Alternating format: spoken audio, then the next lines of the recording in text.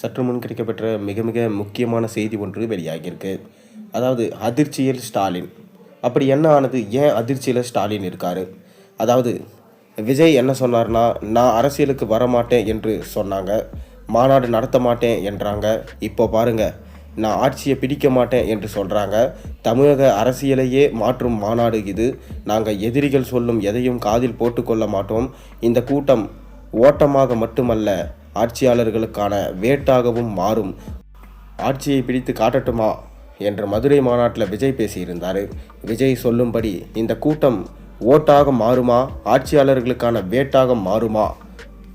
அதாவது தமிழக சட்டசபை தேர்தலுக்கு இன்னும் சில மாதங்களே இருக்கும் நிலையில் அதை எதிர்கொள்ள அரசியல் கட்சிகள் தயாராகிட்டு வராங்க. அந்த வகையில் தாவேகாவின் வருகையும் செயல்பாடுகளும் மிகுந்த எதிர்பார்ப்பை ஏற்படுத்தியிருக்கு. திமுக பாஜகவோட கூட்டணி இல்லை என்று செயற்குழுவில் நடிகர் விஜய் அறிவித்தது பல கவனத்தையும் ஈர்த்தது. கடந்த காலங்களில் திமுக எதிர்ப்பு வாக்குகளை அதிமுக சீமான் இருவரும் பெற்று வந்த நிலையில் இந்த முறை அவை யாவும் விஜய் பக்கம் திரும்ப வாய்ப்பு இருக்கிறதா அரசியல் நிபுணர்கள் கணித்து கூறியிருக்காங்க. அதாவது திமுக எதிர்ப்பு வாக்குகள் மற்றும் சிறுபான்மையர் வாக்குகளை குறிவச்சு விஜயின் அரசியல் மூவ் இருப்பதா அரசியல் விமர்சகர்கள் கணிப்புகளை கூறுறாங்க. வழக்கமாக திமுகவின் எதிர்ப்பு வாக்குகள் ஒரு பகுதி பாஜகவுக்கும், பாஜகவின் எதிர்ப்பு வாக்குகளின் ஒரு பகுதி திமுகவுக்கும் செல்லும் நிலையில் இந்த இரு எதிர்ப்பு வாக்குகளும் விஜய் எவ்வளவு பெறப்போகிறார் என்பதுதான் மிக பெரும் ஆர்வமாக இருக்குது. அதே சமயம் விஜய் தான் முதலமைச்சர் வேட்பாளர் என அவர்களது தரப்பில் அதிகாரப்பூர்வமாக கூறிவிட்டதனால இனி அதிமுகவும் தாவேகா கூட்டணிக்கும் வர ஆர்வம் காட்டாது. அந்த வகையில் நாம் தமிழர், பாமக, தேமுதிக மற்றும் திமுக கூட்டணிக்குள்ளே இருக்கும் கட்சிகளுக்கும் வலைய விரிக்க துவங்கியிருக்காரு தாவேகா. கடந்த முறை விஜய் நடத்தியிருந்த முதலாம் மாநாட்டில் திமுகவை மட்டுமே பிரதானமாக குறி வச்சு விஜய் பேசியிருந்தார். அவங்க பாசிசம்னா நீங்கள் என்ன பாயாசமா, நீங்களும் அவங்களுக்கும் ஒன்றும் சளைச்சவங்க இல்லை, மக்கள் விரோத ஆட்சியை திராவிட மாடல் அரசுன்னு சொல்லிட்டு மக்களை ஏமாத்துறாங்க, எங்களுக்கு எந்த சாயமும் நீங்கள் பூச வேண்டாம் என்று பேசியிருந்தார்.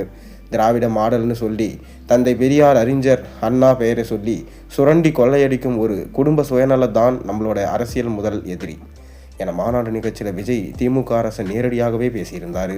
இன்று மதுரையில் நடந்து வந்த இரண்டாவது மாநாட்டிலையும் நேரடியாகவே திமுகவை பிரதானமாக அட்டாக் செஞ்சு பேசியிருந்தார். ஒரு தவறு செய்தால் அதை தெரிந்து செய்தால் Stalin uncle, it's very wrong uncle. பெண்களுக்கு 1000 ரூபாய் கொடுத்து விட்டால் போதுமா அங்கிள்? வீட்டிலிருந்து வேலை போகிறவங்க, கல்லூரிக்கு போகிறவங்க, பள்ளிப்புக்கு போகிறவங்க என எல்லோருக்கும் பாதுகாப்பு இருக்கா? பெண்களுக்கு மட்டுமா? பொய் வாக்குறுதிகள் கொடுத்தீங்க, போதைப்பொருள் புழக்கத்தை குறைப்பேன்னு சொன்னீங்க, செஞ்சீங்களா? மக்களே நீங்கள் உண்மையை சொல்லுங்கள். வாக்குறுதிகள் கொடுத்தாங்களே, செய்தாங்களா? சுத்தமாக சொல்லுங்கள். மை டியர் அங்கிள், சத்தம் கேட்குதா? இங்கே பேசுகிற மக்களோட சத்தம் கேட்குதா என்று விஜய் பேசிய பேச்சு இணையத்தில் ரொம்பவே வைரலாக போய் கொண்டிருக்கு. இதை தான் ஸ்டாலின் அவர்களுக்கு மிக பெரும் அதிர்ச்சி ஏற்பட்டிருக்கு.